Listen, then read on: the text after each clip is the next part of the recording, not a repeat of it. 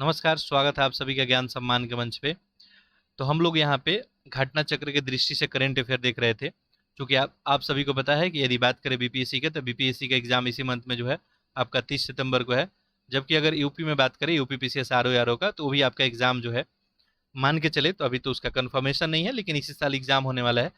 और बाकी जो है कोई एग्जाम आपका अपकमिंग है और वहाँ करंट अफेयर पूछा जाता है, तो उसके लिए मैगजीन काफ़ी बेहतर साबित हो सकता है। पूरे एक एक जो है न्यूज़ को बिल्कुल अच्छे से कवर किया गया है। तो सबसे पहले इसका हम पॉइंटर कवर कर रहे हैं, ठीक है। और पॉइंटर के बाद इसमें हम जो जो भी खास खास खबर है बिल्कुल डिटेल में कवर करेंगे, यानी टॉपिक वाइज हम लोग कवर करेंगे। तो राष्ट्रीय खबर हम लोग देख चुके थे, आज हम लोग इसका अंतर्राष्ट्रीय खबर देखेंगे। चलिए, तो जो लोग राष्ट्रीय वाला नहीं देखे हैं वो जाके एक बार देख लेंगे, ठीक है। काफ़ी अच्छा अच्छा जो है न्यूज़ कवर किया गया है इसमें। और चूंकि इसका सबसे अच्छा बात, खास बात यह है कि ये 20 अगस्त तक बिल्कुल अपडेट किया गया है, तो एक अपडेटेड मैगजीन है।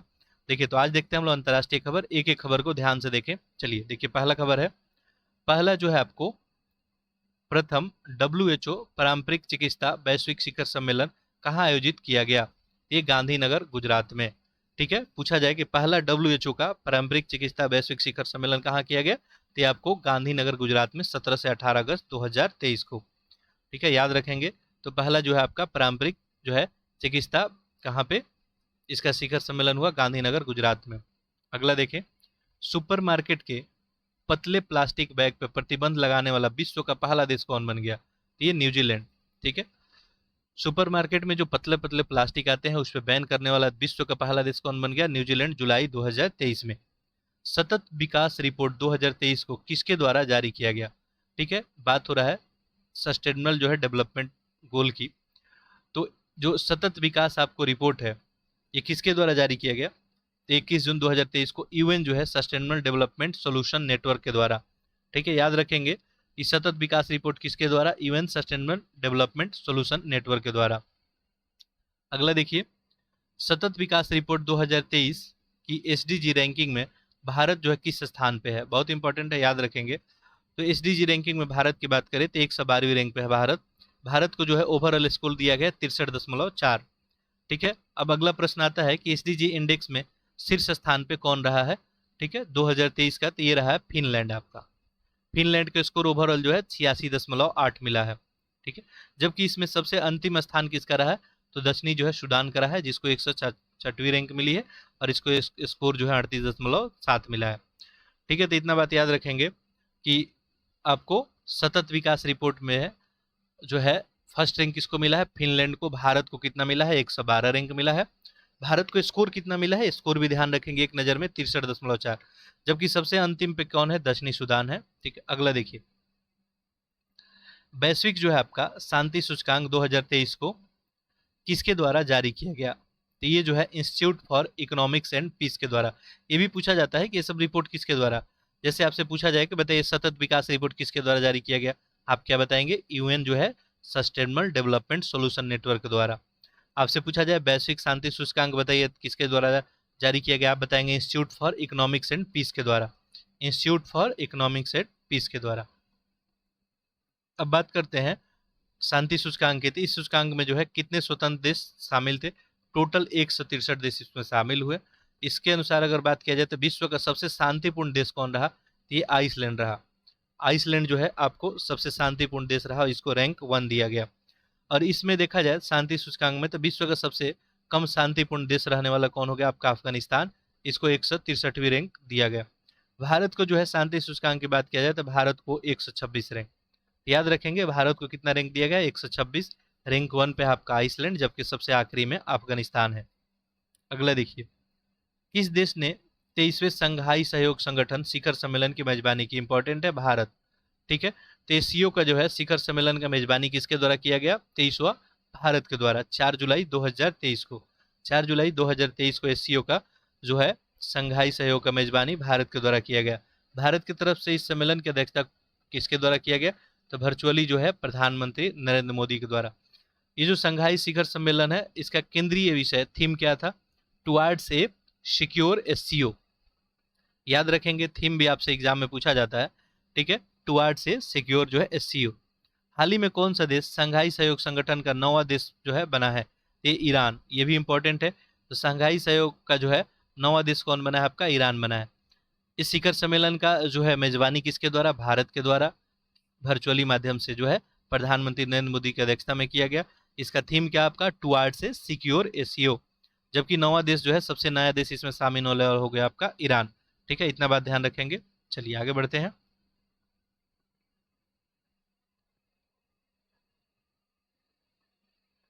ठीक है, कुछ और न्यूज रह गया क्या, 1 मिनट, नहीं ठीक है। चलिए, तो अंतर्राष्ट्रीय खबर हम लोग कवर कर रहे हैं और इसमें देखिए नेक्स्ट है, प्रधानमंत्री नरेंद्र मोदी 13-14 जुलाई 2023 के मध्य किस देश की यात्रा पर रहे थे, तो ये फ्रांस गए थे अभी 13-14 जुलाई जो है 2023 को।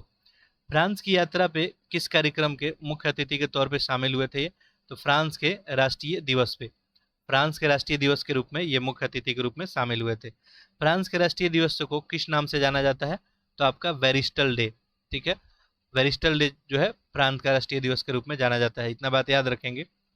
आईआईटी जो है दिल्ली का पहला अंतर्राष्ट्रीय परिसर कहाँ खोला जाएगा, तो ये अबू धाबी यूएई में। ठीक है, याद रखेंगे, आईआईटी दिल्ली का जो है पहला अंतर्राष्ट्रीय परिसर जो है इसका एक ब्रांच कहाँ बनेगा, अबू धाबी यूएई में। ठीक है, वैसे ही एक और प्रश्न आपसे पूछा जा रहा है, आपको अगर पता है तो कमेंट बॉक्स में लिख सकते हैं, आईआईटी मद्रास के द्वारा अपना पहला अंतर्राष्ट्रीय परिसर कहाँ खोला जाएगा। ठीक है, अगला देखिए, फ्रांस जो है पैसिफिक पार्टनरशिप के लिए व्यापक और प्रगतिशील समझौते में औपचारिक रूप से शामिल होने वाले यूरोपीय देश का नाम क्या है, यूनाइटेड किंगडम। ठीक है, ट्रांस जो है पैसिफिक पार्टनरशिप के लिए व्यापक और प्रगतिशील समझौते में औपचारिक रूप से शामिल होने देश कौन हो गया आपका, यूनाइटेड किंगडम। अगला देखिए, हेनली के द्वारा जारी विश्व पासपोर्ट रैंकिंग 2023 में शीर्ष स्थान किसको मिला है, सिंगापुर को। हेनले के द्वारा जारी जो है विश्व पासपोर्ट रैंकिंग में 2023 का किसको स्थान मिला है, सिंगापुर को। भारत का स्थान कौन सा है इसमें, तो भारत को 50वां स्थान मिला, इंपॉर्टेंट है, याद रखेंगे। हेनले जो है पासपोर्ट इंडेक्स में भारत को कितना रैंक मिला है, 85। राष्ट्रपति द्रौपदी मुर्मू को किस देश के सर्वोच्च नागरिक पुरस्कार के लिए सम्मानित किया गया। ठीक है, तो द्रौपदी मुर्मू को किस देश का सर्वोच्च नागरिक पुरस्कार मिला, सूरीनाम। याद रखेंगे, सूरीनाम का जो है सर्वोच्च नागरिक पुरस्कार राष्ट्रपति द्रौपदी मुर्मू को मिला। इस पुरस्कार का नाम की बात करें तो ग्रैंड जो है order of the chain of the yellow star, grand order of the chain of the yellow star. वर्ष 2023 में अरब सागर में बनने वाले पहले चक्रवात का क्या नाम है। ठीक है, 2023 में अरब सागर में बनने वाला पहले चक्रवात का क्या नाम है, ये विपरजाय। ठीक है, याद रखेंगे, विपरजाय। किस देश ने इस चक्रवात का नामकरण विपरजाय रखा है, तो ये बांग्लादेश। बांग्लादेश के द्वारा इसका नाम जो है अरब जो है सागर में चक्रवात का नाम विपरजाय रखा गया है। द इम्पैक्ट रैंकिंग्स जो है 2023 किसके द्वारा जारी की गई है, तो ये टाइम्स हायर एजुकेशन के द्वारा। ठीक है, ये इसका 5वां संस्करण था, तो याद रखेंगे द इम्पैक्ट रैंकिंग जो है 2023 टाइम्स हायर एजुकेशन के द्वारा 5वां संस्करण था। समग्र बात करें रैंकिंग में शीर्ष स्थान पे कौन सा विश्वविद्यालय रहा था, तो ये आपका वेस्टर्न जो है सिडनी यूनिवर्सिटी ऑस्ट्रेलिया का। तो टाइम्स हायर एजुकेशन के द्वारा जारी किया the impact ranking 2023, impact ranking जो है 2023 में शीर्ष जो है किस विश्वविद्यालय को रैंकिंग मिला है, तो ऑस्ट्रेलिया का जो है आपका वेस्टर्न सिडनी यूनिवर्सिटी। याद रखेंगे, इस सूची में दूसरे स्थान पे जो है मैनचेस्टर यूनिवर्सिटी है यूनाइटेड किंगडम का। भारत की अगर बात करें इसमें तो अमृता विश्व विद्यापीठम कोयम्बतूर तमिलनाडु।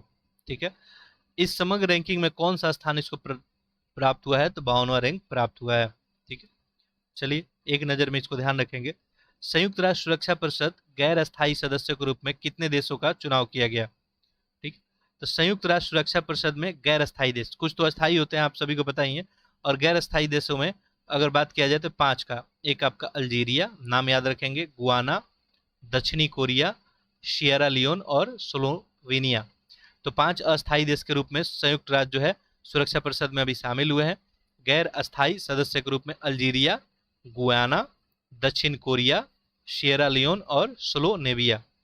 ये किन देशों का स्थान लेंगे, तो पहले से जो है अल्बानिया, ब्राजील, गैबन, घाना और संयुक्त अरब अमीरात के स्थान लेके, और ये लोग अब इसमें शामिल हो जाएंगे। अगला देखिए, इन निर्वाचित सदस्यों का कार्यकाल जो है 2024 से लेकर 2025 तक रहेगा, लगभग जो है 1 साल का इनका कार्यकाल रहेगा। ठीक है, जनवरी 2024 से दिसंबर 2025 तक। ठीक है, तो ये 1 साल नहीं, लगभग अप्रॉक्स 2 साल हो जाएगा। ठीक है, तो याद रखेंगे, इस सब देश का नाम आप ध्यान रखेंगे कि संयुक्त राष्ट्र सुरक्षा परिषद में शामिल होने वाले 5 देश नए कौन है? अल्जीरिया, गुआना, दक्षिण कोरिया, सिएरा लियोन और सोलोनानिया। इनका कार्यकाल 2024 जनवरी से लेकर दिसंबर 2025 तक। किन देशों ने अटलांटिक घोषणा पर हस्ताक्षर किए हैं? ठीक है, तो यहाँ पे देखेंगे तो ये ऋषि सुनक तथा जो बाइडेन, ठीक है, इन दोनों के द्वारा अटलांटिक घोषणा पे हस्ताक्षर किया गया। ऋषि सुनक प्रधानमंत्री हैं यूनाइटेड किंगडम के, जो बाइडेन आपके राष्ट्रपति हैं यूएसए के। मर्सर द्वारा जारी cost of living city ranking 2023 के अनुसार विश्व का सबसे महंगा शहर कौन सा है? ठीक है, तो ये मर्सर के द्वारा रिपोर्ट जारी किया गया और इसमें बताया गया कि विश्व का सबसे महंगा जो है शहर कौन सा है, तो ये आपका हांगकांग है। विश्व का सबसे महंगा शहर कौन सा है? हांगकांग है। रैंकिंग में विश्व के दो सबसे सस्ते शहर के नाम बताया जाए तो एक इस्लामाबाद है, ठीक है, 227 रैंकिंग, और एक कराची, तो दोनों पाकिस्तान का ही शहर है, इसको सबसे सस्ता शहर बताया गया है इस्लामाबाद और कराची को, जबकि सबसे महंगा शहर मर्सर के द्वारा किसको बताया गया है? हांगकांग को। रैंकिंग में भारत का सबसे महंगा शहर किसको बताया गया है? मुंबई को। ओवरऑल इसको रैंक किया दिया गया है 147, तो भारत में सबसे महंगा शहर जो है मुंबई, ठीक है, मर्सर के द्वारा जारी रिपोर्ट के अनुसार। अगला देखेंगे, अमेरिका कांग्रेस को 2 बार संबोधित करने वाले पहले भारतीय प्रधानमंत्री कौन बन गए? तो ये प्रधानमंत्री नरेंद्र मोदी। भारत सरकार जो है, बात करें संयुक्त राष्ट्र सतत विकास रूपरेखा 2023-27 पे किसने हस्ताक्षर किया है? तो नीति आयोग और संयुक्त राष्ट्र के द्वारा। तो भारत सरकार और संयुक्त राष्ट्र सतत विकास पे, तो एक नीति आयोग और एक संयुक्त राष्ट्र के द्वारा इस पे हस्ताक्षर किया गया। ठीक है, तो ये हम लोग खबर देख रहे हैं, अंतर्राष्ट्रीय खबर। अगला देखिए, अगर बात करें इस रैंकिंग में शीर्ष स्थान पे कौन सा संस्थान है, तो आपको मैसाचुसेट्स इंस्टीट्यूट ऑफ टेक्नोलॉजी यानी MIT अमेरिका है। ठीक है, तो MIT अमेरिका जो है इस पे प्रथम स्थान पे है।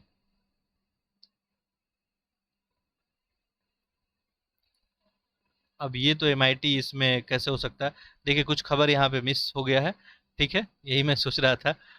चलिए अगला देखते हैं हम लोग, वो एक पेज यहाँ पे मिस हो रहा था। देखिए, वैश्विक जो है लैंगिक अंतराल सूचकांक 2023 किसके द्वारा जारी किया गया?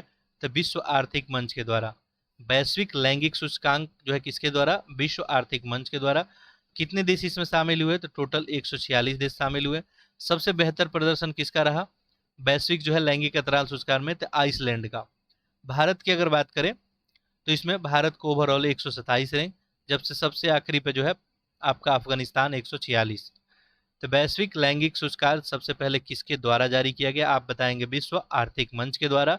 कितने देश इसमें शामिल हुए? टोटल 146 देश इसमें शामिल हुए। भारत का स्थान इसमें कितना है? तो 127 है भारत का स्थान। अगर रैंक 1 की बात करें तो आपका आइसलैंड हो गया, जबकि सबसे आखिरी स्थान पे अफगानिस्तान हो गया। संयुक्त राष्ट्र के सदस्य देशों द्वारा गहरे समुद्र में समुद्री जीवन की रक्षा के लिए कौन सी पहली संधि अपनाई गई है?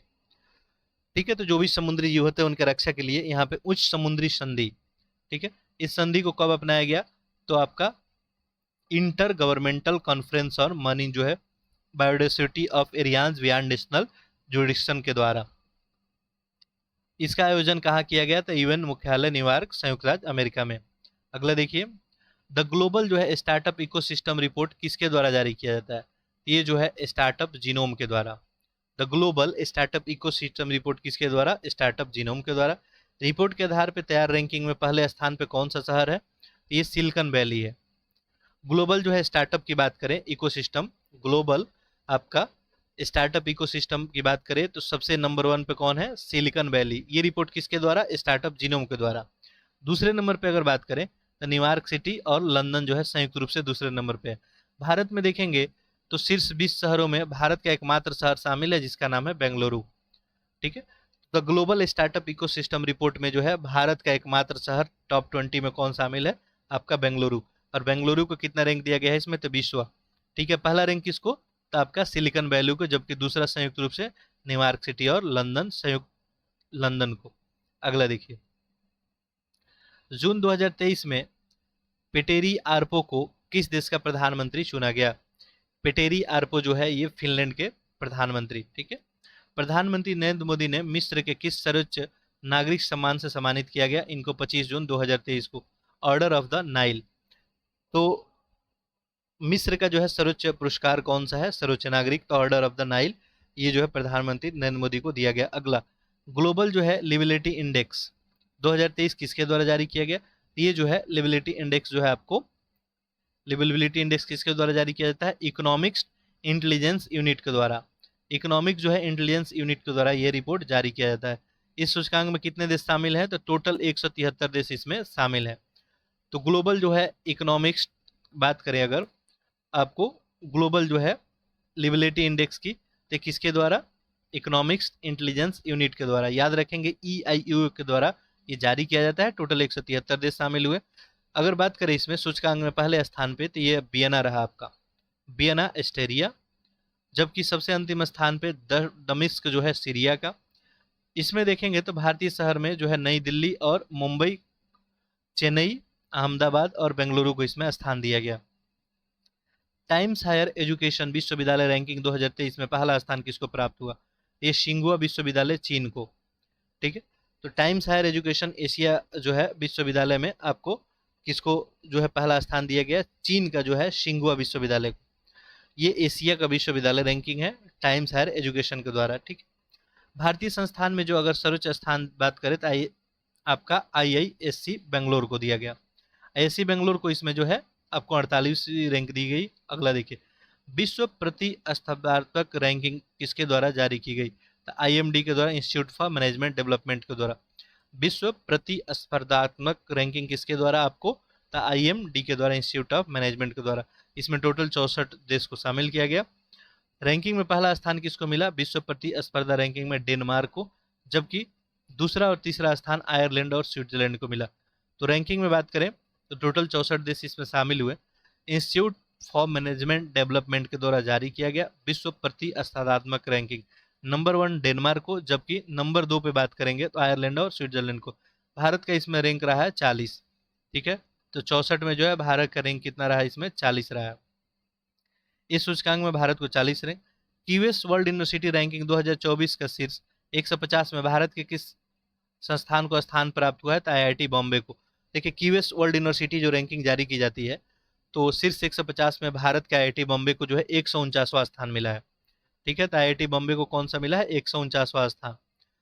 और क्यूएस रैंकिंग में अगर फर्स्ट पूछा जाए तो ये MIT हो गया आपका, अमेरिका का। MIT अमेरिका का रैंक 1 हो गया। अगला प्रश्न देखिए, G7 शिखर सम्मेलन का आयोजन कहाँ किया गया? ये हिरोशिमा जापान में।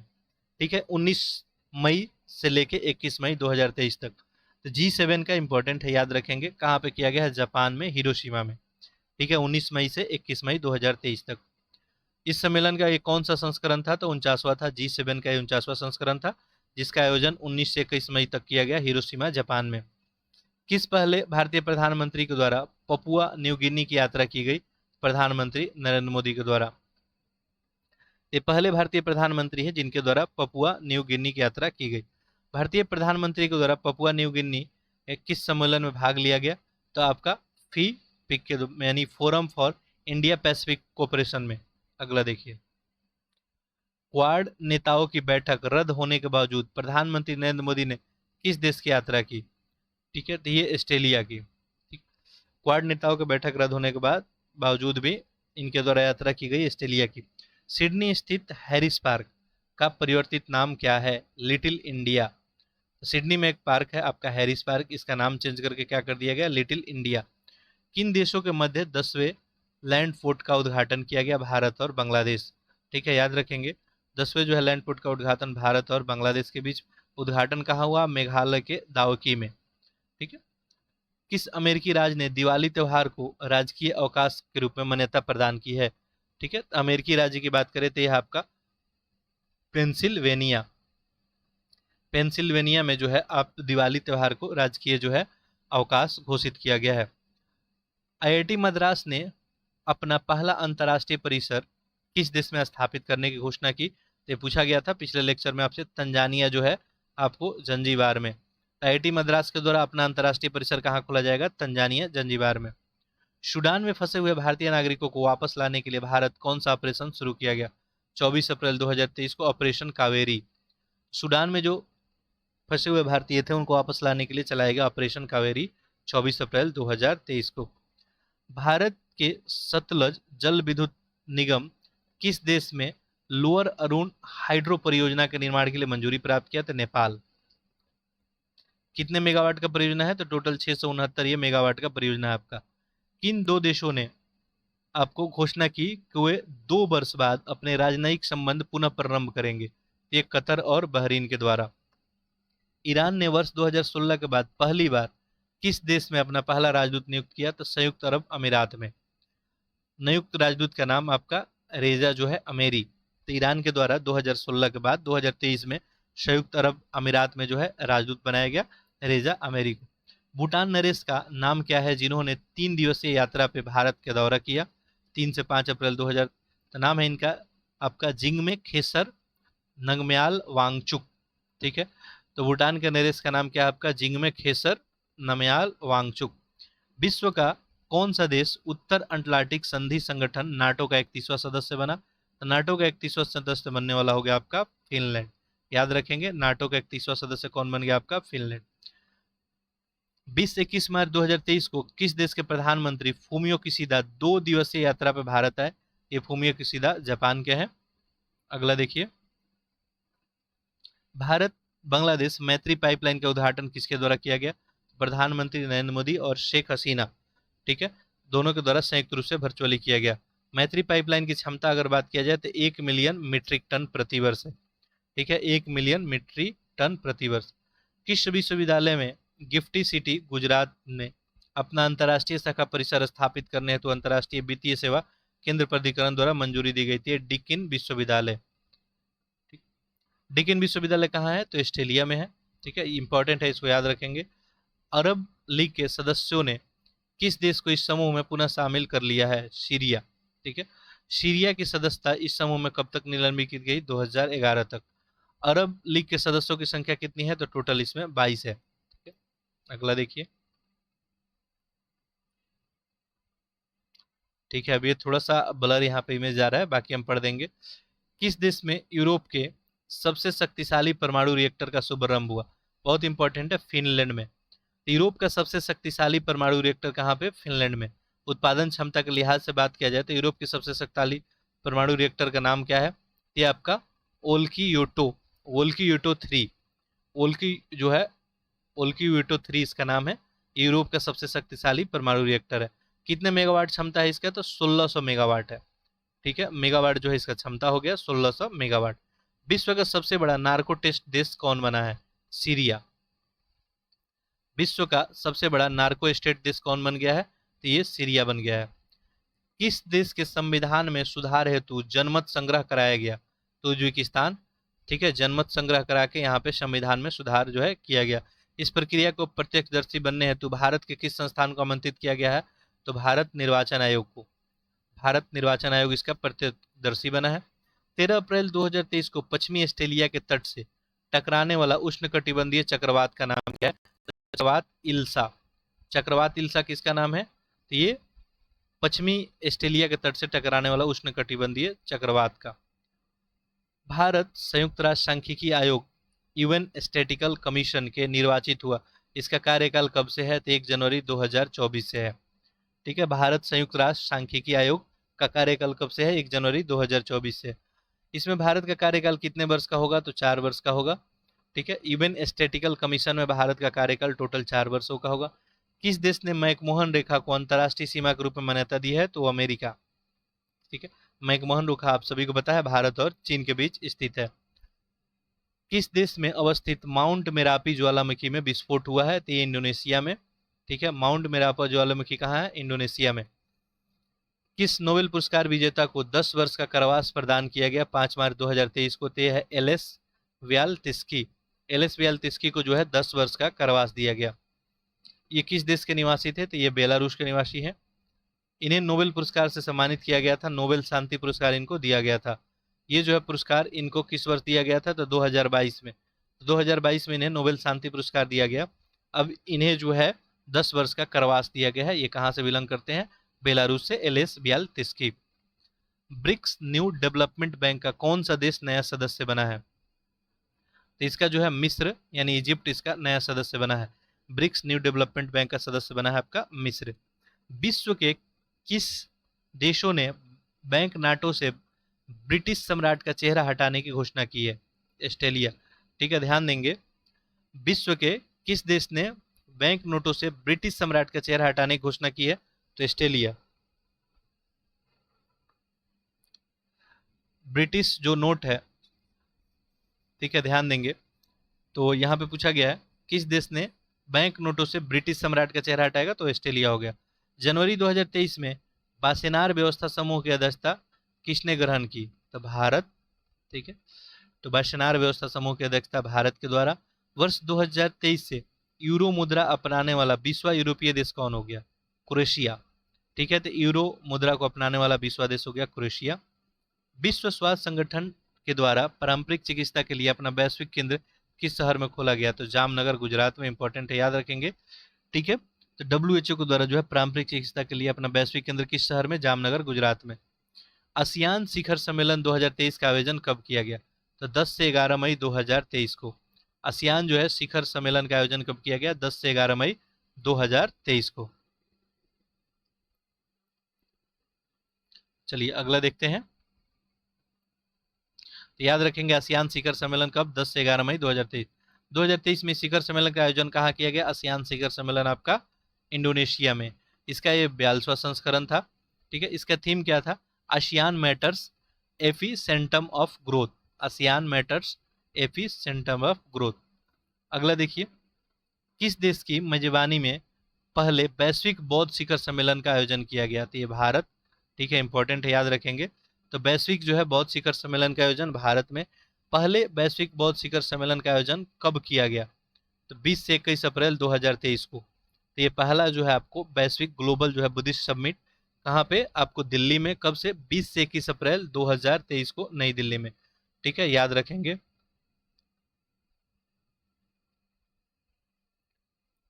चलिए नेक्स्ट देखते हैं।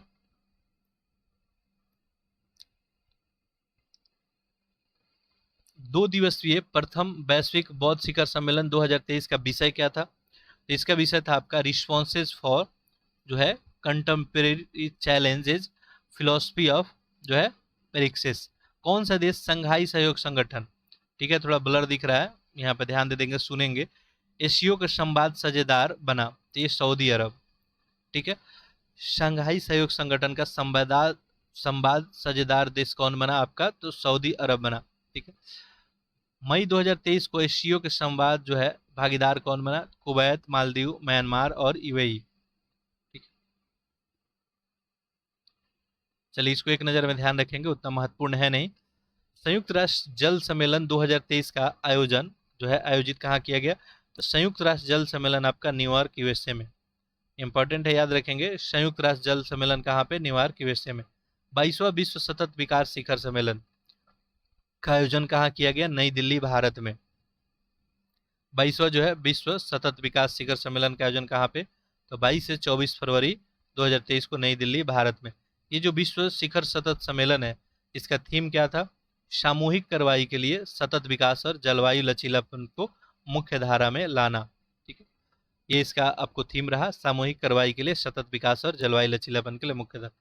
12वें विश्व हिंदी सम्मेलन 2023 का मेजबानी किस देश के द्वारा किया गया? ठीक है, इंपॉर्टेंट है, याद रखेंगे। 12वां जो है विश्व हिंदी सम्मेलन का आयोजन जो है फिजी के द्वारा किया गया। ठीक है, 15 से 17 फरवरी 2023 को। विश्व प्रेस स्वतंत्रता सूचकांक 2023 किसके द्वारा जारी किया गया? इंपॉर्टेंट है, तो विश्व जो है प्रेस स्वतंत्रता सूचकांक ये रिपोर्ट विदाउट बॉर्डर के द्वारा जारी किया गया। पहली बात, सूचकांक में कितने देश जो है शामिल किए गए? तो 180 देश। ठीक है, तो रिपोर्ट जो है आपका रिपोर्ट्स विदाउट बॉर्डर के द्वारा जारी किया गया विश्व प्रेस स्वतंत्रता सूचकांक 2023। इस सूचकांक में पहला स्थान किसको? नॉर्वे को दिया गया। ठीक है, जबकि अंतिम स्थान जो है उत्तर कोरिया को 180वां स्थान दिया गया। जबकि विश्व प्रेस स्वतंत्रता सूचकांक में भारत को रैंक मिला 161। तो टोटल 180 देशों में भारत को रैंक मिलता है 161। पहले जो है नॉर्वे को, जबकि सबके आखिरी इसमें उत्तर कोरिया को। अंतर्राष्ट्रीय बौद्धिक संपदा सूचकांक 2023 में भारत को कौन सा स्थान प्राप्त होता है? ठीक है, अंतर्राष्ट्रीय बौद्धिक संपदा सूचकांक में तो भारत को 42वां रैंक। किस देश का अंतर्राष्ट्रीय बौद्धिक संपदा सूचकांक 2023 में प्रथम स्थान है? तो अंतर्राष्ट्रीय बौद्धिक संपदा सूचकांक में संयुक्त राज्य अमेरिका का जो है प्रथम स्थान है। ठीक है? अगला देखिए,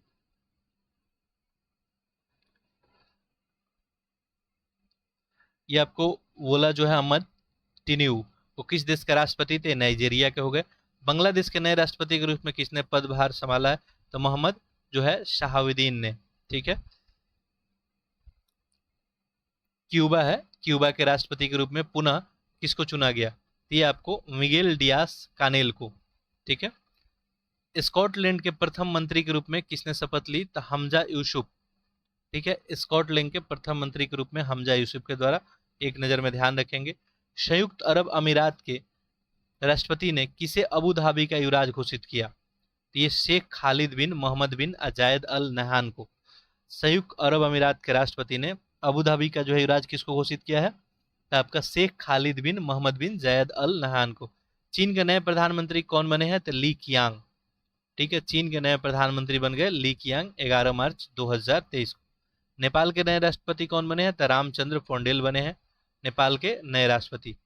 वियतनाम के नए राष्ट्रपति तो ये बने हैं वो वेन थुओंग। वो वेन थुओंग जो है वियतनाम के नए राष्ट्रपति। जबकि जेसिडा अर्नेट जो है इस्तीफा के पश्चात न्यूजीलैंड के 41वें प्रधानमंत्री किसने? Chris Hipkins. क्रिस हिपकिंस जो है न्यूजीलैंड के नए प्रधानमंत्री हैं। एलेन क्लाउड बिल्ली को किस देश का प्रधानमंत्री नियुक्त किया गया है? गैवान का। ठीक है। तो एलेन जो है क्लाउड बिल्ली को जो है गैवान का, बिल्ली को कहाँ पे? गैवान का। अगला देखिए, पेरू की पहली महिला राष्ट्रपति के रूप में किसने शपथ ली है? तो ये दीना बोलुआर्ट। पेरू की जो है पहली महिला राष्ट्रपति, याद रखेंगे, इंपॉर्टेंट है, दीना बोलुआर्ट। स्लोवानिया की पहली महिला राष्ट्रपति के रूप में किसे चुना गया है? नताशा पिक्र मुशर को। ठीक है। इंपॉर्टेंट है, भी याद रखेंगे। स्लोवानिया की जो है पहली महिला राष्ट्रपति कौन बनी है? नताशा पिक्र मुशर। वहीं पे पेरू के जो है दीना बोलुआर्ट। इटली की पहली महिला प्रधानमंत्री के रूप में, ठीक है, तो ये भी इंपॉर्टेंट है, इटली की पहला महिला प्रधानमंत्री कौन बनी है? Giorgia Meloni.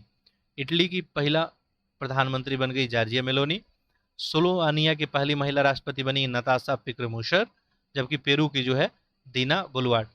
ठीक है। तो ये आपको अंतर्राष्ट्रीय खबर था। अगले लेक्चर में हम लोग आर्थिकी देखेंगे इसका, और आर्थिकी से रिलेटेड जो जो आपका महत्वपूर्ण खबर होगा सारे को कवर करेंगे। तो बाकी लेक्चर को अधिक से अधिक शेयर कर दें। आपका कोई फीडबैक कमेंट होगा तो आप लोग कमेंट बॉक्स में लिख सकते हैं। चलिए, आप सभी का बहुत बहुत